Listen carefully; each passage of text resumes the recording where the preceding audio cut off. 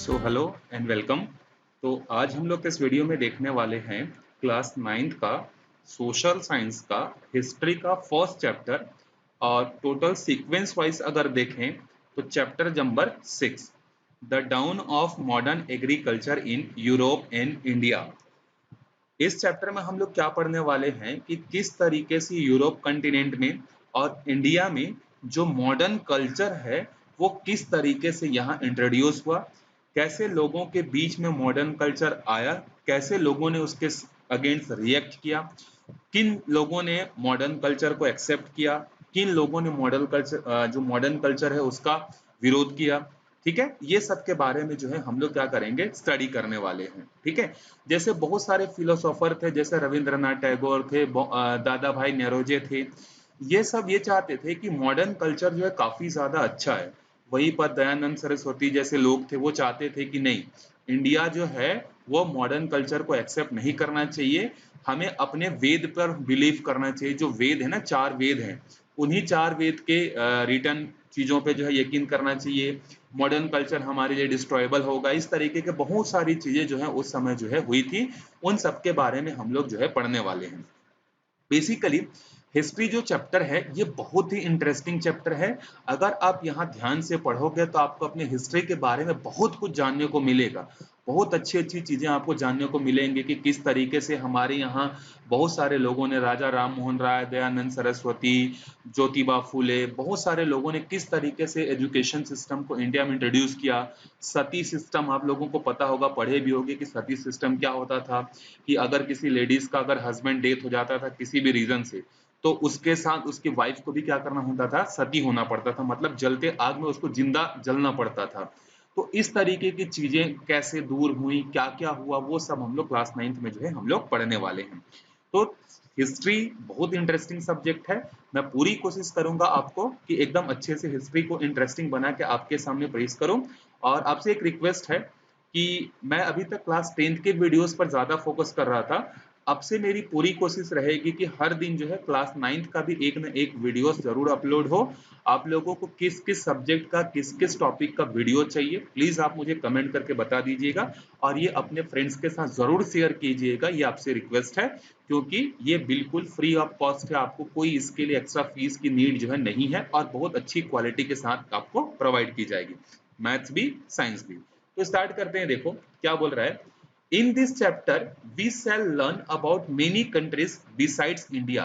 हम लोग इस चैप्टर में सिर्फ इंडिया के बारे में नहीं पढ़ने वाले हैं, इंडिया के अलावा इंडिया जैसे और भी बहुत सारे कंट्रीज हैं पूरे वर्ल्ड में, उन सब के बारे में जो है हम लोग पढ़ने वाले हैं, जो कभी ना कभी किसी न किसी पीरियड में जो है ब्रिटिश एम्पायर का क्या था, कॉलोनी जरूर था। Let us first recall what we have learned about different countries in class 7। आपने क्लास 7th में बहुत सारी चीजों के बारे में पढ़ा होगा, यूरोप कॉन्टिनेंट के बारे में पढ़ा होगा, कैसे लोग यहाँ पर इंडिया में आए थे, कैसे अपना पॉलिटिशियन यहाँ पर स्टैब्लिश किए, ये सब पढ़े होंगे। We learn that the European continent is located to the northwest of India। ये क्वेश्चन आपसे पूछा भी जा सकता है कि यूरोप जो है इंडिया के किस डायरेक्शन में है, तो नॉर्थ वेस्ट डायरेक्शन में कौन है, यूरोप कंटिनेंट जो है प्रेजेंट है। You already know a few important countries in Europe. आपसे मेरा एक क्वेश्चन है, आप यूरोप कंटिनेंट के किसी भी 5 कंट्रीज का नाम आप कमेंट करके बताइएगा कि यूरोप कंटिनेंट में 5 कंट्रीज कौन कौन से आती हैं। एक तो मैंने आपको बता दिया कि ब्रिटिश जो है आता है, जिसको हम लोग इंग्लैंड बोलते हैं, ग्रेट ब्रिटेन बोलते हैं, यूके बोलते हैं, वो तो आते हैं। उसको छोड़कर आपको 5 और कंट्रीज कमेंट करके आपको बताने हैं। Locate the following countries on the map of Europe in your atlas or in the world map in your class। आप ये भी क्लास में भी ये चीज परफॉर्म कर सकते हो। The country that ruled India before 1947। 1947 के पहले जो है कौन कौन से जगह पर जो है रूल्ड हुआ था वो लिखना है। The country whose capital is Paris। कौन सा ऐसा कंट्री है जिसका कैपिटल जो है क्या है, पेरिस है। ठीक है, ये भी आपको लिखना है, पेरिस कहाँ की कैपिटल है। A country with an ancient civilization where famous philosophers such as Socrates and the Plato lived।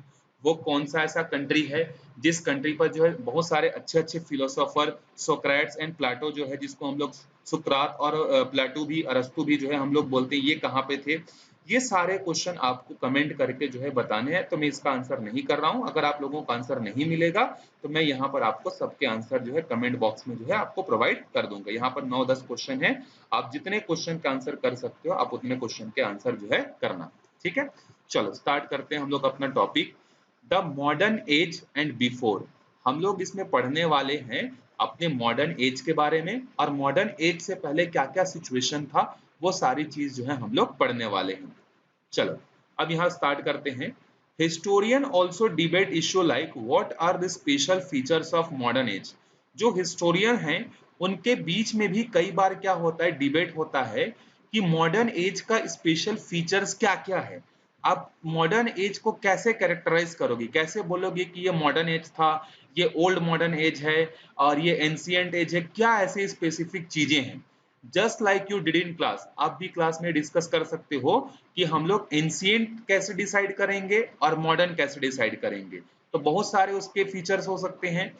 It is widely accepted that the two main features that distinguish the modern age from the earlier eras are industrial production and democratic government।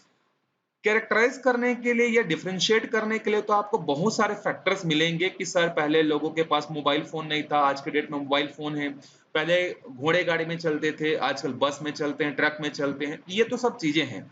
लेकिन अगर main दो चीज अगर हम लोग बोले कि दो ऐसे कौन से फीचर्स हैं जो कि मॉडर्न एज को इसके पहले के एज से अलग करता है, तो वो है इंडस्ट्रियल प्रोडक्शन और दूसरा है डेमोक्रेटिक गवर्नमेंट। अब ये दोनों इंपॉर्टेंट क्यों है, देखो पहले किसी भी चीज का जो प्रोडक्शन होता था वो मैनुअली होता था। जैसे कपड़े अगर बनाने होते थे तो कपड़े बनाने होने के लिए चरखे जैसे चीजों का यूज होता था, उससे पहले भी अलग अलग मेथड का जो है यूज होता था। लेकिन आज के डेट में कपड़ा बनाना हो, पेपर बनाना हो, किसी भी चीज का प्रोडक्शन करना हो, वो इंडस्ट्री लेवल पर होता है। इंडस्ट्री लेवल पर मतलब मशीनों के थ्रू होता है, जहां पर मैन मेड बहुत कम होते हैं, ह्यूमन रिसोर्स कम होते हैं और मशीन से जो है ज्यादा काम लिया जाता है। तो ये तो एक मेन डिफरेंस है मॉडर्न एज और उसके अर्ली पीरियड में। दूसरा है डेमोक्रेटिक गवर्नमेंट्स।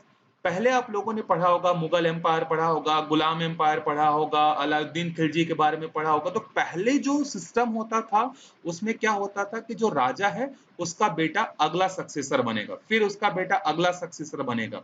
तो एक पर्टिकुलर किंगडम में एक ही फैमिली क्या होती थी, रूल करती थी। पहले दादा रूल किए, फिर पापा रूल किए, फिर उसका बेटा करेगा, फिर उसका बेटा करेगा, फिर उसका पोता करेगा। इस तरीके से सिस्टम चलते आती थी। लेकिन मॉडर्न एज में ऐसा नहीं है। आप इंडिया में ही देख सकते हो कि किसी भी पॉलिटिकल पार्टी का, किसी भी एक आदमी का पूरे इंडिया में कंट्रोल नहीं है। हर बार क्या होता है, इलेक्शन होता है, हर बार इलेक्शन होता है तो गवर्नमेंट क्या होता है, चेंज होता है। इसी को बोलते हैं डेमोक्रेटिक गवर्नमेंट। तो दो मेन फीचर्स कौन कौन से हैं, एक है इंडस्ट्रियल प्रोडक्शन, दूसरा क्या है, democratic government. It is more difficult to pinpoint the social and culture changes that have taken place in modern age, but we can still make some general observation। ये तो दो मेन फीचर्स चेंज हुए जरूर थे, इसके अलावा कुछ और भी कल्चरल डिफरेंसेस भी आए होंगे। ठीक है, कल्चरल डिफरेंसेस आए हैं, सोशल डिफरेंस आए हैं। अब वो क्या है हम लोग देखते हैं। We give less important to a person caste background now. पहले लोग क्या करते थे, कास्ट को बहुत ज्यादा क्या करते थे, वेटेज देते थे कि अरे ये छोटे कास्ट का है, इसके घर पानी नहीं पीना है, इसके घर खाना नहीं खाना है, इसने किसी चीज को अगर टच कर लिया उसको यूज नहीं करना है, साथ में घूमना नहीं है। इस तरीके की चीजें जो है पहले ज्यादा होती थी। सोशल में बात कर रहा हूं मैं। आज के डेट में ऐसा नहीं है। आज के डेट में कोई ये नहीं पूछता है कि उसका कास्ट क्या है। आपके भी जैसे फ्रेंड्स होंगे तो ऐसा नहीं कि आपने कास्ट पहले जाना होगा कि ये तो मेरे कास्ट का नहीं है, मैं इससे फ्रेंडशिप नहीं करूंगा, ऐसा कुछ नहीं है। आज के डेट में सारे पर्सन जो है क्या होते हैं, इक्वली ट्रीट होते हैं। और ये हमारे कॉन्स्टिट्यूशन में लिखा भी है, before law.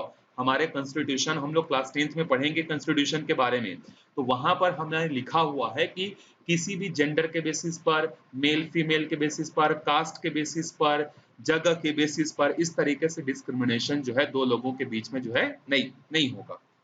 And the gap between rich and poor is wider now. पहले जो है लोगों के बीच में, जो गरीब और अमीर के बीच का जो गैप था वो कम था, लेकिन आज के डेट में इन दोनों के बीच का जो गैप है वो काफी ज्यादा वाइडर हो गया, काफी ज्यादा बढ़ गया। इंडिया में अगर 100% वेल्थ की बात करें तो 100% वेल्थ में से 98% वेल्थ दो लोगों के पास है, 2% लोगों के पास है। मतलब समझ रहे हैं, अगर इंडिया में 100 रुपए हैं तो अगर पूरे एक एग्जांपल ले रहा हूं मैं, अगर इंडिया के पास पूरे 100 रुपए हैं तो उस 100 रुपए में से 98 रुपीज जो है 2 लोगों के पास है, ठीक है, और बाकी जो 2 रुपए बचे वो 98 लोगों के पास है। तो इतना दोनों में क्या हो गया है, गैप जो है इंक्रीज हो गया है पुअर और किसके बीच में, रिच के बीच में। In earlier times religion played a bigger role in the people's life. पहले जो है रिलीजन जो है एक बहुत इंपॉर्टेंट रोल प्ले करता था। They were more influenced by their religious belief. और पहले जो लोग थे वो अपने रिलीजियस पर बहुत ज्यादा बिलीव करते थे, ठीक है। जैसे जो हिंदू हैं वो पंडित जी की बातों पर ज्यादा बात यकीन करते थे। जो मुस्लिम लोग थे वो अपने हेड गुरु के बातों को ज्यादा यकीन करते थे। जो क्रिश्चियन लोग थे वो फादर्स की बातों को ज्यादा बिलीव करते थे। मतलब लोग जो है, जो उनके रिलीजियस हेड ने जो बोल दिया उसको बहुत ज्यादा फॉलो करते थे, ठीक है। Today people have more faith in science and reason. लेकिन आज के डेट में ऐसा नहीं है। आज के डेट में लोग क्या करते हैं, लोगों का माइंड लॉजिकल हो गया है, ठीक है। रिलीजन अपने प्लेस पर सही है, लेकिन लोग आजकल साइंटिफिक चीजों पर भी यकीन करते हैं। जैसे हिंदू सिस्टम की ही बात करते हैं, हिंदू सिस्टम की बात करते हैं तो पहले ये रिलीजियस बिलीफ था कि अगर हस्बैंड की डेथ हो गई है तो वाइफ को भी उसके साथ क्या हो जाना है, सती हो जाना है, तभी वो स्वर्ग में जाएगी, मतलब इस तरीके से उसको मुक्ति मिलेगी, इस तरीके का कंसेप्ट था। लेकिन बाद में ये चीज चेंज हुई, ऐसा नहीं है। अब किसी इंसान के मरने के कारण किसी जिंदा इंसान को उसके साथ आग में बिठा देना ये गलत है। तो इस तरीके से लोगों ने जो है साइंस को एक्सेप्ट किया, रीजंस को जाना और फिर बिलीव करना स्टार्ट किया। पहले जैसे आंख बंद करके किसी भी चीज पर जो है बिलीव नहीं करते हैं लोग।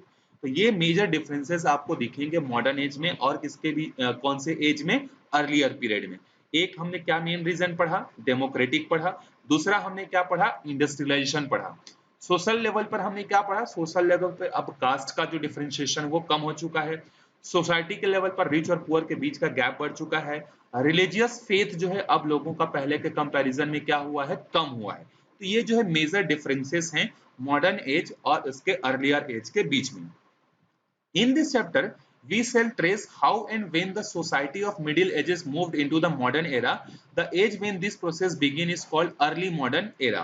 हम लोग इस चैप्टर के बारे में क्या पढ़ने वाले हैं कि जो मिडिल एज के जो लोग हैं, जो ना एकदम ज्यादा रईस हैं ना एकदम ज्यादा पुअर हैं, वो लोग मॉडर्न एरा में कैसे पहुंचे। उस प्रोसेस को हम लोग क्या बोलते हैं, अर्ली मॉडर्न एरा।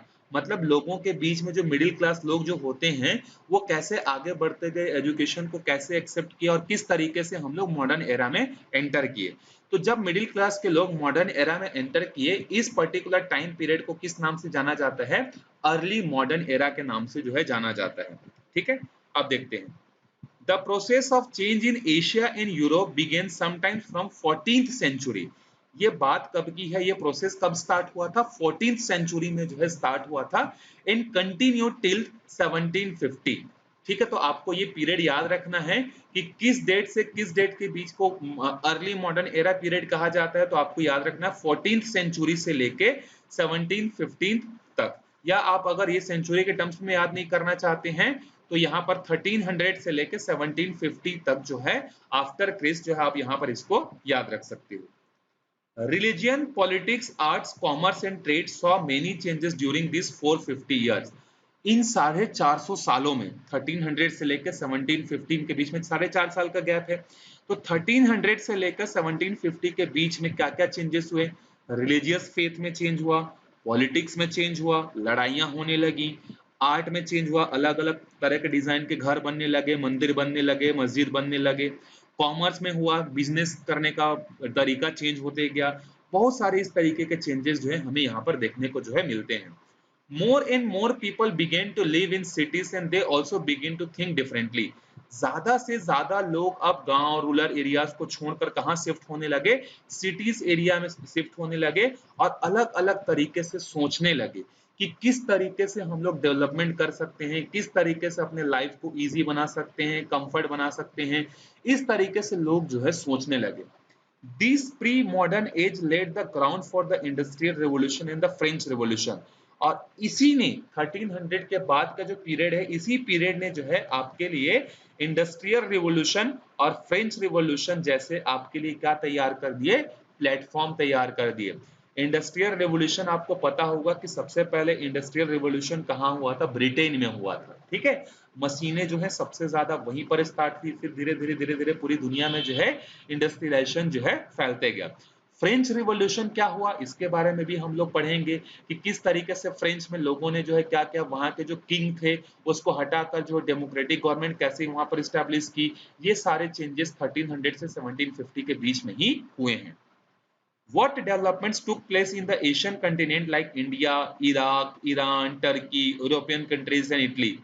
और इसके अलावा हमारे जो एशिया वाले जो कंट्रीज हैं, इंडिया हो गया, इराक हो गया, ईरान हो गया, टर्की हो गया, इन सब जगहों पर जो है कैसे चेंजेस हुए। Holland, France, England between the 14th and 18th century that led to the economic and the political revolution. सबसे ज्यादा पॉलिटिकल रिवॉल्यूशन जो है कहाँ कहाँ हुआ था, हॉलैंड में हुआ था जिसको हम लोग नीदरलैंड के नाम से जानते हैं, द नीदरलैंड आज के डेट में। फ्रांस में हुआ था, फ्रांस में तो बहुत ज्यादा हुआ था, फ्रांस हो गया, इंग्लैंड हो गया, यहाँ पर जो है बहुत ज्यादा चेंजेस जो है इकोनॉमिक के फील्ड में भी हुआ था और पॉलिटिकल रिवॉल्यूशन भी जो है यहाँ पर हुए थे। The changes were many but we shall discuss only the cultural, religious and intellectual changes. अब चेंजेस तो बहुत सारे फील्ड में होंगे, तो हम लोग यहाँ पर बेसिकली तीन चार चेंजेस के बारे में पढ़ेंगे। एक है कल्चरल चेंजेस के बारे में, एक है रिलीजियस चेंजेस के बारे में, और एक है इंटेलेक्चुअल। इंटेलेक्चुअल मतलब लोगों का सोचने का तरीका कैसे चेंज हुआ। जैसे मैं आपको एक एग्जांपल बताता हूँ। पहले हमारे सोलर सिस्टम के बारे में लोगों का क्या कंसेप्ट था। लोगों का ये कंसेप्ट था कि हमारा जो अर्थ है वो सोलर सिस्टम में सबसे सुपीरियर है, और बाकी सारे प्लेनेट इवन सन, सन जो है क्या करता है, अर्थ के अराउंड रिवॉल्व करता है। लोगों की पहली ये थिंकिंग थी, ठीक है, कि हमारा अर्थ सेंटर में है, सन, उसके अलावा मून, मर्क्यूरी, वीनस, ये सारे के सारे जो प्लेनेट हैं और जो स्टार हैं वो सन अर्थ के अराउंड रिवॉल्व करते हैं। फिर बाद में बहुत सारे लोग आए, जैसे कौन कौन से लोग आए, अरस्तु आया, सुकरात आए, और भी अलग अलग फिलोसोफर आए। इन्होंने क्या कहा, इस चीज को बोला कि देखो ऐसा नहीं है, सन जो है वो सेंटर में है और बाकी सारे प्लेनेट अर्थ जैसे वो सन के अराउंड रिवॉल्व होते हैं, ना कि अर्थ के अराउंड। तो इस तरीके से इंटेलेक्चुअल चेंजेस हुआ। पहले लोगों ने उसको क्या क्या क्रिटिसाइज किया कि आप गलत हो, आप हमारे रिलीजियस बिलीफ को चेंज कर रहे हो, ऐसे करके उनको जो है क्या कर दिया गया, मार भी दिया गया, ठीक है। लोगों ने पहले स्टार्टिंग में चेंजेस लाने शुरू किए तो बहुत सारे प्रॉब्लम भी फेस हुए। Three important processes occurred between 14th and 18th century. They are called resonance. ठीक है, सॉरी, रेनेसेंस बोलते हैं। रेनेसेंस मतलब होता है पुनर्जागरण। पुनर्जागरण मतलब लोगों को फिर से जगाना। तो रेनेसेंस का मतलब क्या है, फिर से लोगों को समझाना, जगाना, जो उनके बिलीव्स हैं उनको ब्रेक करके साइंटिफिक रीजन देना। The Reformation and the Enlightenment, these movements are associated with the European history, but similar development took place in Asian countries during this period. ये सारे चेंजेस 1400 सेंचुरी से 1800 सेंचुरी में जो renaissance था, ये तो यूरोप कॉन्टिनेंट में हो रहा था, लेकिन उसका इफेक्ट जो है एशिया में भी जो है हो रहा था। कैसे? For example, in India we had the bhakti and Sufi movement and the new awakening in art and happening during this time. जिस टाइम पे यूरोप में अलग तरीके का रेनेसेंस चल रहा था, हमारे इंडिया में उस तरीके से भक्ति एंड सूफी मूवमेंट जो है स्टार्ट हुए थे। In fact, Asia and Africa contributed significantly to many of the changes that occurred in Europe. Europe में जो चेंजेस हो रहे थे वही चेंजेस इंडिया में भी हो रहा था, और इंडिया के बहुत सारे लोगों ने यूरोप में जो है चेंजेस का भी जो है क्या किया था, उन्होंने जो है हेल्प किया था। That's why since the past few decades, historians have been saying that we must study the changes not just in European context but on a global scale. इसीलिए हिस्टोरियन बोलते हैं कि हमें सिर्फ यूरोप कॉन्टिनेंट के respect में changes को नहीं पढ़ना है, बल्कि हमें पूरे ग्लोबल लेवल में किस तरीके से चेंजेस हो रहा था उसके बारे में जो है हम लोगों को जो है पढ़ना है। एक ऑब्वियस सी बात है, क्योंकि ऐसा नहीं कि पूरी दुनिया आज जो है उसमें सिर्फ यूरोपियन कंट्रीज के लोगों का ही कंट्रीब्यूशन है, ऐसा नहीं है। इंडिया जैसे लोगों का भी बहुत बड़ा कंट्रीब्यूशन है। स्वामी विवेकानंद, दयानंद सरस्वती, आपको याद होगा स्वामी विवेकानंद ने जो है 1891 में जो है शिकागो में जो है एक रिलीजियस सम्मेलन हुआ था, वहां पे जो है इंडिया को रिप्रेजेंट किया था और अपने फिलोसॉफी, अपनी स्पीच के थ्रू पूरी दुनिया को शॉक्ड कर दिया था।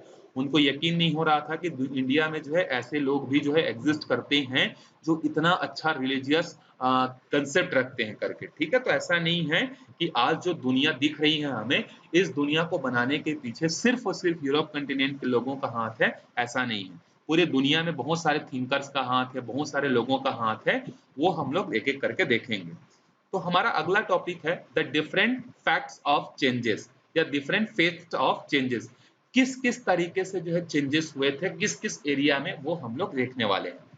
तो पहला हम लोग देखते हैं ट्रेड एंड अर्बनाइजेशन। ट्रेड मतलब होता है बिजनेस करना, व्यापार करना।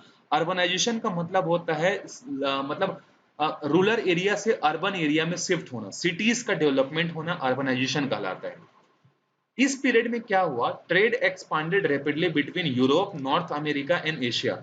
जब से वास्को डी गामा ने सी रूट के थ्रू अलग अलग कंट्रीज को डिस्कवर किया, अब यहाँ पर लोगों ने ट्रेड करना स्टार्ट कर दिया उसी सी रूट के थ्रू। आपको याद होगा कि इंडिया की डिस्कवरी किसने की थी, वास्को डी गामा ने की थी। ठीक है, तो वास्को डी गामा ने जब इंडिया जैसे कंट्रीज को ढूंढा और अपने कंट्री वापस गया, तो उन्होंने बोला कि यार इंडिया में मसाले जो मिर्च हैं ये बहुत सस्ते दामों में मिलते हैं, बहुत अच्छे होते हैं, तो क्यों ना हम लोग यहाँ से सामान परचेज करके ब्रिटेन में इसको बेचे। क्योंकि ब्रिटेन यूरोप कंटिनेंट के जो मैक्सिमम लोग थे वो जो है क्या थे, वेजिटेरियन नहीं होते थे, नॉन वेजिटेरियन होते थे। ठीक है, तो नॉन वेजिटेरियन लोगों को जो चिकन अंडे ये सब खाते थे, तो उसको लॉन्ग टाइम तक प्रिजर्व करने के लिए मसालों की जरूरत होती थी।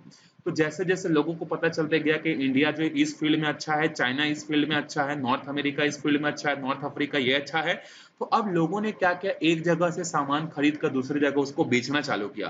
तो इस तरीके से बहुत तेजी से जो है क्या हुआ, इंडिया में, एशिया में, यूरोप में जो है ट्रेड जो है एक सिग्निफिकेंट जो है ग्रोथ जो है करने लगा। Commerce expanded within countries as well, with different kinds of goods being traded. The growth of trade also saw the growth of cities in the three countries, in the three continents. अब देखो, जब trade होगा लोगों के पास पैसा आएगा, लोगों के पास पैसा आएगा तो बहुत सारी फैसिलिटीज बनेंगी, सड़कें बनेंगी, लोगों को जॉब मिलेगा, तो बहुत सारे चेंजेस जो है एक साथ जो है होने लगे। New cities will burn and the older cities expanded. नई सिटीज बनने लगी, जो पुराने सिटीज थे वो बड़े होने लगे। These urbanization brought with it many changes. A new class of wealthy merchants emerged. और इसी बिजनेस के कारण पहले सिर्फ राजा होते थे सबसे अमीर, अब जो मर्चेंट क्लास है ना वो भी एमर्ज होते गया, क्योंकि बिजनेस में बहुत फायदा होने लगा।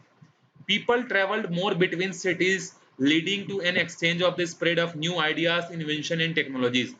अब लोग अपना बेनिफिट देखने के लिए, बिजनेस को ग्रोथ करने के लिए एक सिटी से दूसरे सिटी ट्रेवल करने लगे, वहां उनको नए नए चीजें मिलने लगी, नए नए आइडियाज मिलने लगे कि किस तरीके से चीजें बनाई जाती हैं, किस तरीके से प्रिजर्व की जाती हैं। इस तरीके के जो है इंटेलेक्चुअल चीजें भी जो है क्या होने लगी, चेंज जो है होने लगी। ठीक है, there was one striking difference between the cities of India in Europe. Many of the cities in the Europe are not ruled by king. India में और यूरोप कॉन्टिनेंट में एक बेसिक डिफरेंस क्या था कि इंडिया में जो रूलर जो होते थे सिटीज के, वो किंग होते थे, जबकि यूरोप में ऐसा नहीं था। यूरोप में जो है वहां पर प्रॉपर डेमोक्रेटिक सिस्टम होता था, कोई राजा वगैरह नहीं होता था, अलग अलग जो है सिस्टम वहां पर चलते थे। They were independent and autonomous and were governed by the organization formed by the merchant and artisans. वहां पर ब्रिटेन में जो है क्या होता था कि वहां पर रूल कौन करते थे, मर्चेंट लोग करते थे या उनका ऑर्गेनाइजेशन करता था, तो वहां पे ट्रेड करना ज्यादा इजी होता था। हमारे इंडिया में जो रूलर होते थे वो राजा होते थे, तो उनको समझाना बहुत डिफिकल्ट होता था कि सर देखिए, हम यहाँ से ये सामान लेके जाएंगे, इसको यहाँ बेचेंगे, वहां से ये सामान लेके आएंगे, यहाँ बेचेंगे तो बेनिफिट होगा। तो राजा को समझाना डिफिकल्ट होता था, फिर अलग से राजा के अलग से रूल्स एंड रेगुलेशन होते थे। तो इस तरीके से इंडिया और यूरोप में बेसिक एक डिफरेंस क्या था, रूलर का एक बेसिक डिफरेंस जो है था। So to some extent, democratic and republican ideas began to take root in these cities. These cities included Genova, Florence, Italy. वहां पर इस तरीके से राजा वाला सिस्टम कुछ था नहीं, तो वहां पे जो है चेंजेस जो है ज्यादा अच्छे से होने लगे। Flanders in the Holland, etc. Big cities like Surat, Agra, Vijayanagara also developed in India at that time. Europe में जितना तेजी से सिटीज डेवलप होने लगे, इंडिया में उसके मुकाबले कम हुए, लेकिन सूरत हो गया गुजरात का, आगरा हो गया यूपी का, विजयनगर साउथ तरफ, यहाँ भी अच्छे अच्छे क्या होने लगे, सिटीज जो है बनने लगे। But they were still under the rule of Kings और द कंट्रोल ऑफ फ्यूडलिटी लॉर्ड्स। लेकिन सबसे बड़ी प्रॉब्लम इंडिया की क्या थी कि ये जो सिटीज जो बन रहे थे वो किसके कंट्रोल में होते थे, किंग्स के कंट्रोल में होते थे। तो मर्चेंट को इतना इंडिपेंडेंस नहीं मिलता था कि वो अपने मर्जी से जो है क्या कर सके, ट्रेड कर सके। तो एक तो हमने चेंजेस देखा कहाँ पे, अर्बनाइजेशन पे और ट्रेड में। ट्रेड कैसे होता था, सी रूट के थ्रू होता था। इंडिया से मसाले मिल्स वगैरह जाते थे यूरोप में, और यूरोप से कपड़े वगैरह आते थे, इंडिया में बिकते थे। तो इस तरीके से यहाँ ट्रेड भी जो है सफिशिएंट अमाउंट में क्या होने लगा, डेवलप होने लगा। तो इस वीडियो में हम लोग यहीं तक देखेंगे। अगला चेंजेस जो है हम लोग अगले वीडियो में देखेंगे। तब तक आप अच्छे से पढ़ते रहिएगा, वीडियो को शेयर कीजिए। आपको कौन कौन से चैप्टर के वीडियोस पहले चाहिए आप वो मुझे बताइए, मैं डेफिनेटली उसके वीडियोस आपको अवेल कराऊंगा। ठीक है, थैंक यू सो मच।